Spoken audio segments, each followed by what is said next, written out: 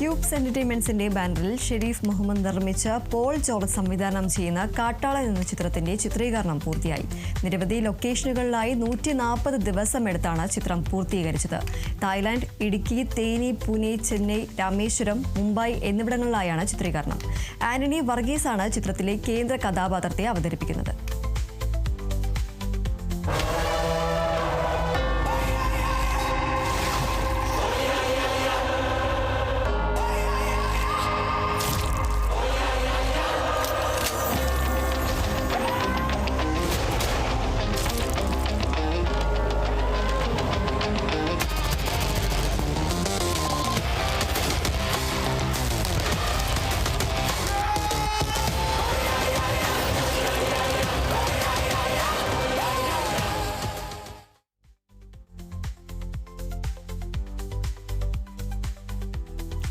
പൈസ പൈസ, ലാൽബാഗ് എന്നീ ചിത്രങ്ങൾക്ക് ശേഷം പ്രശാന്ത് മുരളി എഴുതി സംവിധാനം ചെയ്യുന്ന പുതിയ ചിത്രം ബട്ടർഫ്ലൈ ഗേൾ 85 റിലീസിനൊരുങ്ങുന്നു.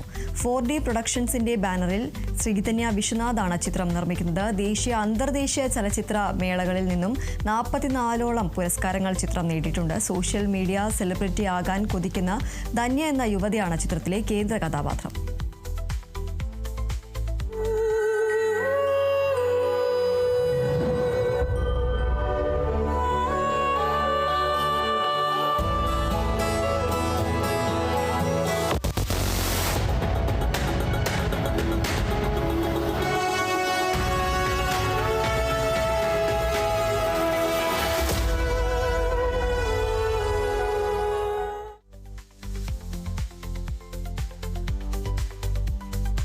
ഗീതു മോഹൻദാസ് സംവിധാനം ചെയ്യുന്ന പാൻ ഇന്ത്യ ചിത്രം ടോക്സിക് എന്ന സിനിമയിലെ സുദേവ് നായരുടെ ഫസ്റ്റ് ലുക്ക് പോസ്റ്റർ പുറത്തിറങ്ങി.